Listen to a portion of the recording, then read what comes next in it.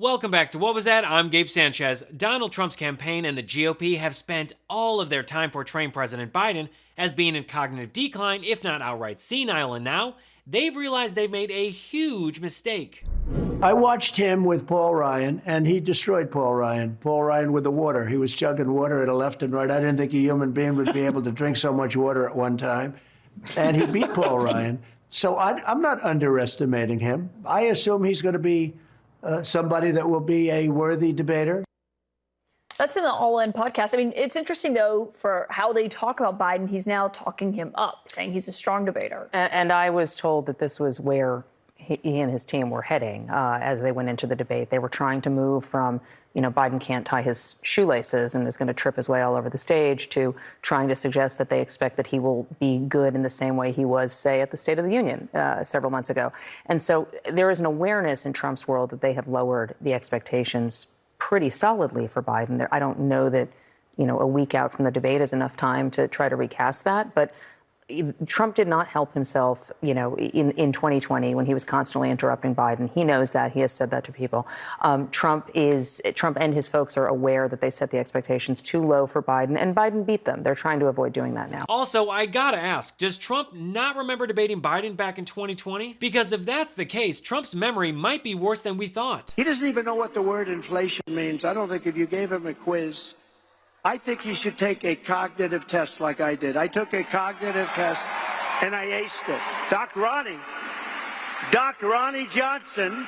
Does everyone know Ronnie Johnson? Calling your opponent senile when you can't even remember the name of the doctor that administered your cognitive test that you supposedly aced is a bad idea. In case you're wondering who Trump is talking about, it's Ronnie Jackson, not Ronnie Johnson. Ronnie Johnson is a Norwegian former soccer player. Anyway, Donald Trump has tried to portray President Biden as a puppet being controlled by Obama and the deep state. I sarcastically insert the name Obama, Barack Hussein Obama, for Biden as an indication that others may actually be having a very big influence on running our country, which is what I'm saying. Ron DeSanctimonious and his failing campaign apparatus, together with the Democrats' radical left disinformation machine, which is a big one, they go wild saying, oh, Trump doesn't know who the president of the United States is. He must be cognitively impaired like Joe Biden is. No, I know both names very well, never mix them up, and know that they are destroying our country. Also, and as reported, I just took a cognitive test as part of my physical exam, and I aced it. Oh, Trump is saying that he did that on purpose? Right. Trump has also claimed that President Biden can't put two sentences together. He can't put two sentences together, and he's in charge of nuclear warfare. Oh, my. I mean, they're not doing well. They're not being treated. And they are right now. Well, that's weird because I seem to remember Donald Trump struggling with words before he allegedly soiled himself on stage. Heard that Saudi Arabia and Russia will repeat your...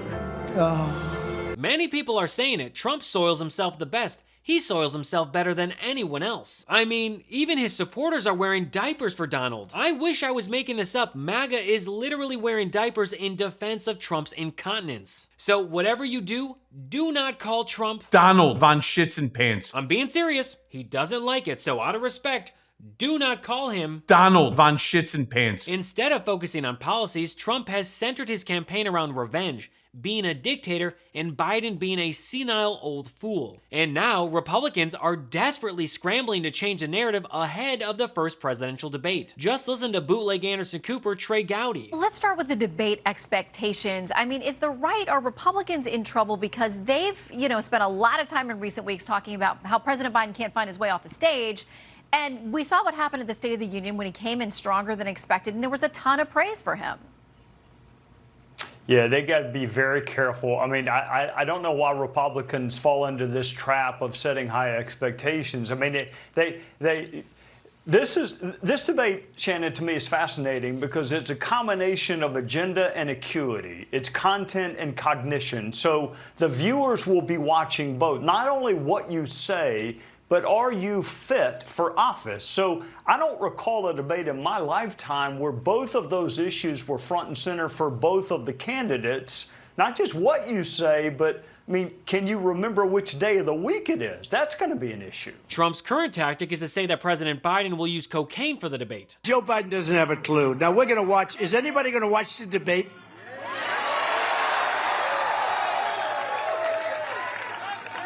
He's going to be so pumped up. He's going to be pumped up. You know all that stuff that was missing about a month ago from the White House? What happened? Somebody didn't pick up hundreds of thousands of dollars worth of cocaine. I wonder who that could have been. I don't know. Actually, I think it was Joe. Hundreds of thousands of dollars worth of cocaine? 0.007 ounces of cocaine was found, which, by the way, is what a single raindrop weighs. Look, I don't know where Trump and Don Jr. buy their cocaine. I don't snort cocaine! But I don't know anything that weighs 0.007 ounces and costs hundreds of thousands of dollars. Also, a month ago, you mean the small amount of cocaine that was found in July of 2023, as in 11 months ago? Now, if Trump's team really cared about improving his health, they would take the necessary steps. They might even start with his metabolic health by using today's sponsor, Lumen.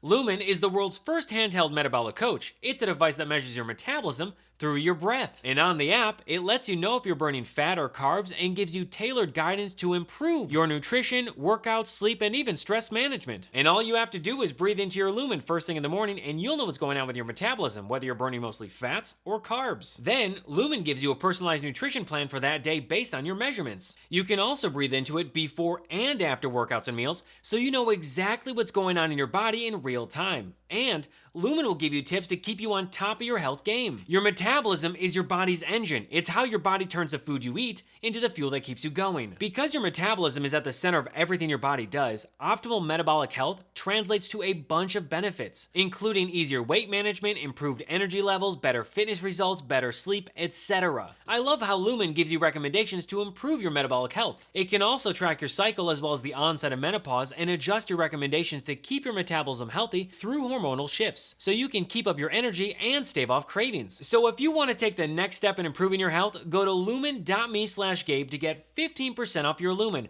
That's lumen.me/Gabe for 15% off your purchase. Thank you, Lumen, for sponsoring this episode. Seriously, at this rate, someone might want to give Donald Trump a cognitive test. Why not have what's-his-face do it? Jason, no.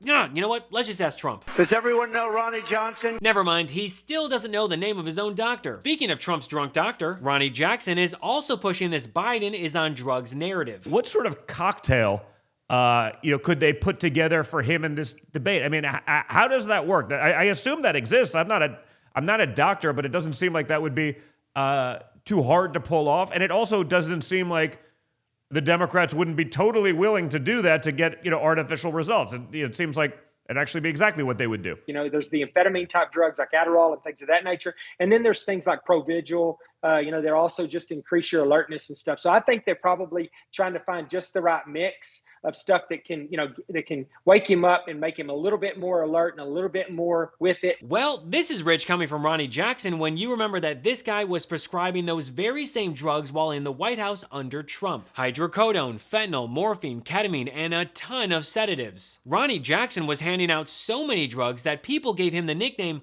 the Candyman. Remember, every accusation from the GOP is actually a confession. Donald Trump and his team are desperately trying to come up with excuses as to why he will lose in the debates. He's going to be so jacked up for those debates, you watch. And let's not forget, Donald Trump already tried this strategy back in 2020. There's probably, possibly drugs involved. That's what I hear. I mean, there's possibly drugs. I don't know how you can go from being so bad where you can't even get out a sentence. I mean, you saw some of those debates with the large number of people on the stage. He was, I used to say, how is it possible that he can even go forward? And because Trump and his base lack any creativity, they are doing it again. Tonight, America saw, let's say, a very different Joe Biden. I might call him jacked up Joe. I want to know when he gets his physical done, what medications is he actually on? Because he looks sometimes like he's really jacked up on something. Joe Biden must have been jacked up on something. He's jacked up. They jacked him up. He'll be jacked up. They're going to need to goose him and juice him. I'm going to demand a drug test. I don't want him coming in like the State of the Union. He was high as a cat. MAGA is afraid of President Biden and his accomplishments, especially when you stack them up against Trump's lackluster 4 years in office. So now, Trump and his team are desperately scrambling to say that President Biden is on performance-enhancing drugs so that his followers don't see Trump for what he actually has become, a pathetic old man suffering from cognitive decline and poor mental health. But the other thing that I think is really interesting, because I really got to know Donald Trump post-presidency, and I got to see what he was like. And over the weekend, he was talking about how Joe Biden needs to take a cognitive test. Joe Biden, isn't all there. Donald Trump had severe memory issues. As the journalist who spent the most time with him, I have to say he couldn't remember things. He couldn't even remember me. We spent an hour together in 2021 in May, and then a few months later, I went back to the White House. I went back to Trump Tower to talk to him about his time in the White House, and he had this vacant look on his face, and I said, "Do you remember me?" And he said, "No." He had no recollection of our lengthy interview that we had, and he wasn't doing a lot of interviews at that time. So I think that the American public really needs to see this portrait of Donald Trump, because this shows what he is like and who he is and who he has always been. Well, that's all for me today. Thanks so much for watching, and feel free to follow me at I Am Gabe Sanchez. What Was That is made possible by viewers like you. And if you'd like to support the show and help us grow, you can contribute to my personal Patreon at patreon.com/IamGabeSanchez. Thank you for your support. So until next episode, I'm Gabe Sanchez, and this has been What Was That?